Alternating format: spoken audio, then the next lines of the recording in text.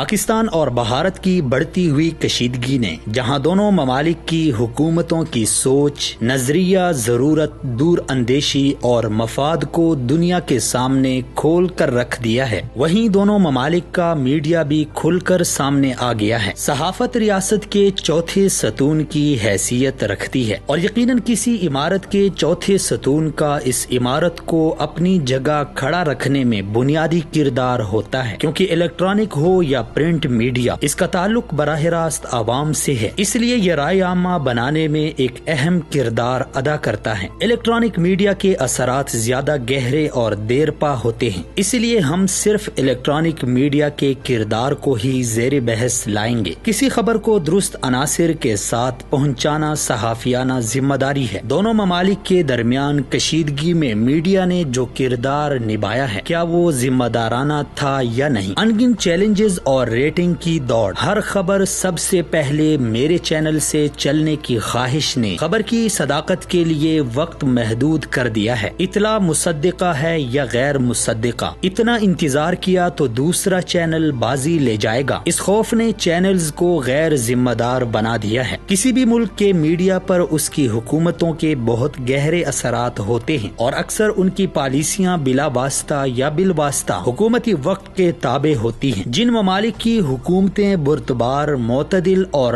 امن پسند سوچ کی حامل ہوتی ہیں، وہاں کے میڈیا پر بھی یہ رنگ گہرا ہوتا ہے، لیکن جھوٹی اور منافق حکومتوں کے زیر سایہ پلنے والے میڈیا چینلز بھی جھوٹ کو سچ اور رائے کو پہاڑ بنانے میں اپنا ثانی نہیں رکھتے۔ صحافیوں سے لے کر میڈیا چینلز تک سب حکومتی دباؤ کے زیر اثر ہوتے ہیں، جس میں ان کی قیمت تک لگائی جاتی ہے، یعنی صحافت اور میڈیا ہاؤس بھی بکتے ہیں۔ گزشتہ کچھ دنوں سے پاک بھارت کے بڑھتے ہوئے کشیدہ حالات اور غیر اعلانیہ جنگی صورتحال نے دونوں ممالک کے میڈیا کی کلی کھول دی ہے۔ پاکستانی حکومت اور وزیر اعظم کے معتدل اور امن پسند رویے نے میڈیا کو بھی سنجیدہ اور ذمہ دار رویہ اختیار کرنے پر راغب کیا۔ ہمارے میڈیا نے پوری سچائی اور ذمہ داری کے ساتھ اس ساری صورتحال پر خبر اور تبصرے نشر کیے، جس میں حکومتی پالیسی کے مطابق امن کو پہلی ترجیح دی گئی۔ عوام ہر خبر میڈیا سے جانتی ہے اور اپنے پسندیدہ مبصرین کی رائے سے ہی اپنی رائے ہموار کرتی ہے، اور اس سلسلے میں پاکستان کے تمام میڈیا چینلز اور مبصرین کا کردار قابل تعریف ہے کہ جنہوں نے پاکستانی عوام کو جنگی جنون میں مبتلا کرنے کی جگہ امن اور خیر سگالی کا جذبہ پیدا کیا، ساتھ ہی تمام صورتحال کو مکمل اور واضح کرنے کے ساتھ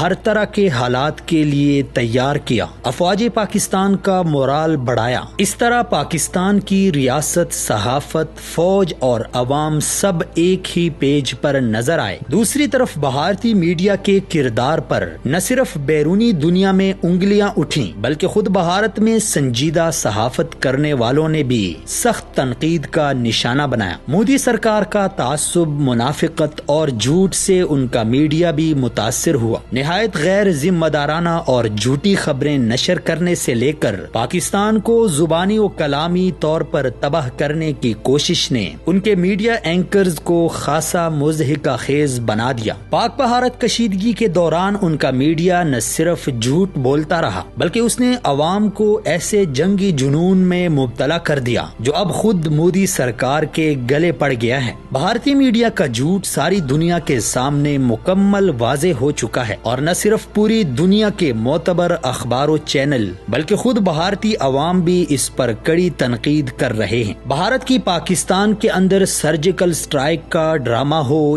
یا پاکستان کا F-17 گرائے جانے کا خواب، سارا جھوٹ کھل چکا ہے، اور بھارتی میڈیا کو اپنے اس متنازع کردار کے باعث عوام میں اپنی ساکھ قائم رکھنے کے لیے معافی مانگنی پڑ رہی ہے۔ اس طرح ہم کہہ سکتے ہیں کہ بھارت کا میڈیا صرف حکومتی زبان بول رہا ہے، اور خدا نخواستہ اگر پاکستان و بھارت کے درمیان کوئی بھی جنگی کارروائی عمل میں آئی تو صحافتی تاریخ بھارتی میڈیا کے منفی کردار کو ہمیشہ یاد رکھے گی۔